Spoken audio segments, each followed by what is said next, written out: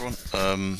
I am continuing on a series of videos explaining my process for creating maps and designing maps for mods. In this case, it's a Left 4 Dead 2 campaign, which I'm just sort of getting started with, and I'm now, having done a previous video about finding reference imagery and finding the sort of interesting geometry and things like that I'm interested in. Now I'm actually getting into the engine, getting into the Hammer editor, and actually trying to figure out the space of what I'm trying to do. So interestingly, I think a lot of people try and build a playable level using dev textures and things like that. I don't really do that.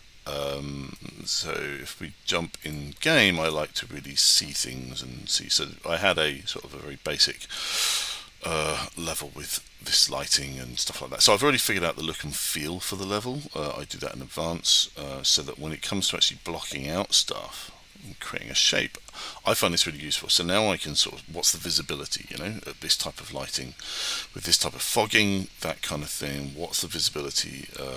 What looks good? What doesn't?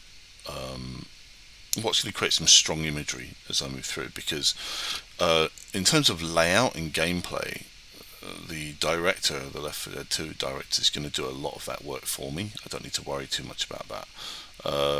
I do need to create spaces, but if you think about this as being a river, which is what I'm trying to do, is figure out, well, how wide should this be, right? I mean, it needs to be wide enough to put some ships in, but how wide is too wide? And then also further up, what I'm doing here is I'm trying to figure out, I said before about this idea of a weir that crosses over the river and comes down again. And it's like, well, what creates how far away should that be from when we sort of come to the river? Because it's obviously our primary destination. I'm probably going to have a holdout area where you have to wait for, I don't know, either for this bridge to form or something. When you reach it, and I think I might do like a sort of a hotel plaza-y thing on the side where you're here in this space, where you have to do a holdout before you move on. But you want to be able to see in the distance, this is where we're heading, a bit of a landmark for them to head for. Now, what I'm going to do is if I need to make it longer, I'll just move away from the river to the side here into some warehouses and that kind of thing, and then come back to it later on. So this is going to be my central theme. So you'll keep coming back to this sort of central river area, and you might move away from it, but then you'll come back to it again, and then the same on the far side maybe, or maybe we'll head off at an L shape and head off down a new sort of thing there to get to the finale, or to get to the safe room. But I think that's the idea. And one thing I'm sort of noticing is actually, if I get in game with this now, let's just do some cheats and no clips so we can fly around a bit. Here, the fog looks great at a distance. You can see what's going on there. It's got like a bunch of smoke basically it's created. This distance here I think is a bit too far. You can't, because of the fogging, which I really like and I don't want to lose, you can't quite make out what's going on here. Also, I'm using this shingle, which is quite dark, and that makes it difficult to see, especially with the sky as it is. Now, background-wise, I'm going to have a whole bunch of sort of, I don't know, buildings on either side of this. Maybe I'll have some elevation with hills moving away from it, with buildings sort of on a tiered basis so that you can't move away from it, so you're kind of in a gully, but so that we don't have to sort of drive too far. But I think it's a little too wide, and this is too dark, so I want to use lighter colours on the buildings. A lighter colour wood, although I do like this shingle kind of idea, which sort of comes back to some of the referencing that we saw earlier on which I had on my Discord. If we go back up and look at some of the buildings on the side of the thing here, like here you've got this kind of shingling coverage, which I really like. So, but as you can see, it's a lighter colour here, and I'll probably use that because the darker colour doesn't really show up well enough. So and I think this is probably a bit too far away. The bridges, like if we jump back in game, maybe not. Here you can see, that's the sort of distance we're looking at.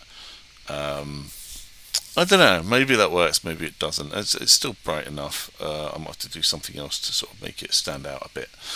But it's I still like the concept. I think that's good. This needs to come a bit closer, I think. So let's do that now. And then I basically tweak. So I'm not using dev textures. I'm not using these are assets that I've created, which are, I will use them in the final map. I had fun creating them as a little sort of, what I did was I created a little sort of look feel map, and I had fun creating those. And I can use those then to build my level with, right? Or to sort of start sort of figuring out how wide everything needs to be or how close things need to be. Rather than, as I say, like orange and grey dev textures, which just doesn't tell me enough. Without some kind of placeholder lighting, I can't really see, what the visuals are going to be. And I think it's interesting that I think for Half-Life 2, for example, or games with where you need to design linear gameplay and stuff like that, I still think this is a valid process, like trying to figure out what the what the look and feel is, what our vistas are, what the design of it is. Even though into it I'm going to build some gameplay for Half-Life 2, some specific games that I've invented using the Half-Life 2 sort of asset set. In this case, I'm just simply trying to. I'm going to try and slot those into this space. But as I say, because I know that I can go wider here, I can go out into a warehouse or something like that, and maybe pop out to a window and look out over this and then come back again. I know in this design, in this concept, I know that even if I build this now, I've got plenty of opportunity to slot in additional gameplay and stuff like that. For Left 4 Dead 2, that's the same thing as well. If I, but for me, that would be more, I guess, is there enough challenge to the map? Is it long enough? Quite often Left 4 Dead 2 maps come in quite short. And the problem is with that is that obviously the director can throw a lot at you in one setting or not at all, and you can whiz through a map very quickly. So it's about sort of, if I need to add more time to a map, then I can move away from this central point and come back again, which I'll probably do. And even within those side buildings, I can make those more or less complex. I could hollow out a sort of a building that previously was just scenery and sort of create some gameplay or create a space to move through in there as well. So you can be quite flexible, I think, at this point. Once again, what I'm trying to do is just get some strong visuals together so that my map's memorable and so that what's here is going to work. I don't know why I keep getting this visual bug. It's really annoying. I don't know how to stop that, but I'll try and find out. So let's see what that looks like when it's closer. I'm going to move the boat out of the way just because I think that's going to be annoying. And I think maybe even if we don't come back down this route, I was going to change the shingle, wasn't I, in a minute? So if we don't come back down this route, I can still see we go. So we got some lighter colour shingle. I'm still going to have this on the other side because I think it creates an interesting space to look at. Maybe still be a little light. Let's try this one. And maybe if I know that we're going to be closer to it on this side, then I can use a darker shingle colour there, or maybe even red. Doesn't matter. Anyway. But and then I'm going to move this in a little just to see if it improves it. These are just models that I picked up. I'll probably replace them with some geometry or something later on. So I'll move it a bit closer and see if that creates a more tempting sort of target, or a little clearer in visuals. And just compile. And the other thing I'm doing at the moment is I'm using the cordon tool. This is really, really key, right? This cordon tool here, these boxes up here.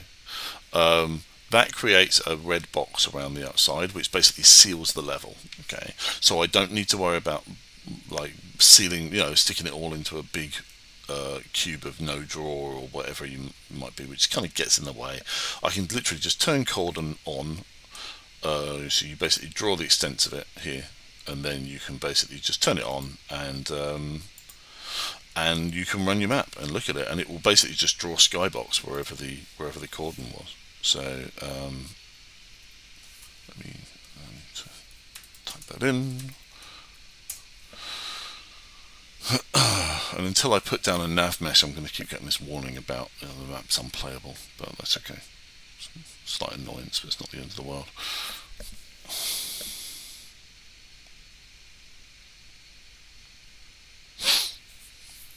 And then the other thing I'm interested in is, how much elevation do I need to have above the water at a certain point. See, that's a lot clearer now. You can see that with the lighter through, so I'm happy with that. So that distance will probably be about right. And then I think bringing that in a little closer, yeah, I think that'll work.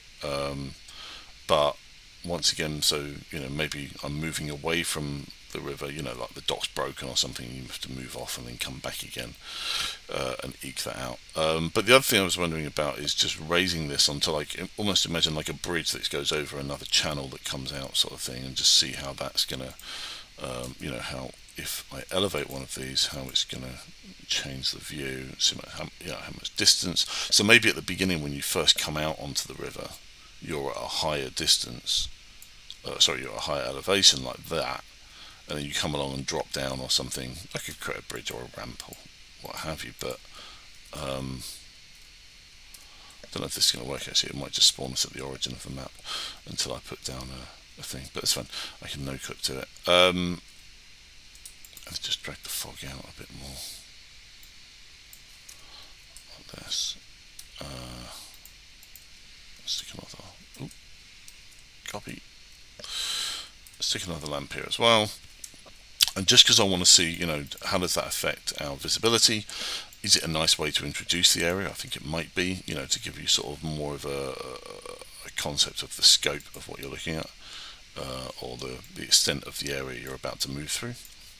Just add a building there as well, just to block that off. And let's run it again.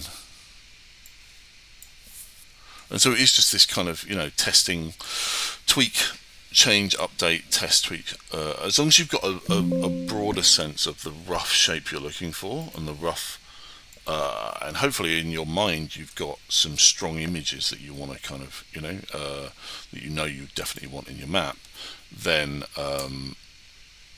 I think that's key, and hopefully that so your reference imagery should help you to get some ideas for what the strong images are, and then this is really just about making sure you're framing that image properly, and that you're able to present the player with that reward at the time when they come out to this, and that's gonna, I thought so. Let's do a no clip and then just head up here, so the bots will start freaking out at this point. So like that's, so that gives us a nice introduction to the space, I think, here, and maybe even push back a little further along here, and then and I don't know. I need to find out if in Left 4 Dead 2, if I can see over there to that dot. Normally, what it does is if you can see a nav mesh square, it means that nav mesh square won't spawn any infected going forwards. So I don't know if I can put a brush in between along the river channel here, which is block line of sight, that would fix that, so that when I come out, say we go into a building, a hotel at this end, and then we come out onto a plaza, we do a holdout area, then we cross the bridge and we go into another big building, so that when we come out, those squares are still fresh, and when we come out they will have spawned infected sort of back along the dock, so we can actually do a big horseshoe shape, come all the way up, all the way down, all the way back down the same channel, past something here that we want to see. And then I guess what we would want is a landmark here, something for the player to be able to recognize the fact that they've done a big loop and they are actually running back along the same river on the far side, because that's very satisfying to some players. So I mean, if you think about it from a level perspective, that could be almost an entire level, especially if we do some complexity in this hotel idea, that we have sort of two halves of a hotel, one on either side, and then on the far side then some more complexity with some other buildings, once again returning to this vista at various points, and then having the safe room somewhere almost opposite where we came out from originally, even to the point where you could see the safe room from here, which might be quite nice. As a satisfying loop, so that you can see your destination right at the very beginning. But once again, I don't know if it's possible with the engine. I need to see what I can do. I like the idea of it, and I think that's what I'm going to be trying to achieve. So hopefully that's an interesting insight as to how I sort of go about blocking these types of things. And I don't really I don't really know what blocking means. I mean, I think I know. Like, I know what a block map is. We do our layout just with basics without any details. When you're alone, a single person creating stuff, dev textures and things like that aren't really very useful. I mean, they're useful to work when you're sort of designing gameplay, and then the art team can come in, look at everything, and sort of design the art for everything, and then they can take your level and apply it. I don't have an art team, so there's no one to do that for me. So I may as well just build using the textures that I like, and sort of select my rough texture set, my visuals early, so that I can apply them as I build, so that I then don't have to come back and do everything twice and build later on. But I mean, I'll do a detailing pass later on, and I'll do a sound pass, for example. But the initial build should, by the time I'm finished with it, look like a reasonable level by the time I'm done. And that way, if I lose interest in the project, at least I've got something that's releasable at that point. And that does explain why in some of my larger projects, some of the maps are less detailed in some areas, because I just burnt out on the project, and I rather than shelve it for 6 months to a year until I get the bug again for mapping, I much prefer to release it and to get it out there and have people playing it, even with some criticism that it might be less detailed than it could be. So hopefully that's useful and interesting. Please let me know any questions or thoughts you have, and yeah, and I don't know, like maybe in the next video I'll show you sort of how I'm building out more gameplay spaces. So like, for example, this holdout area up here with the hotel that I'm planning up by the bridge, the weir, and how to sort of put that in place, as well as some of the other areas for Left 4 Dead design. So I will perhaps do that next time. Thank you.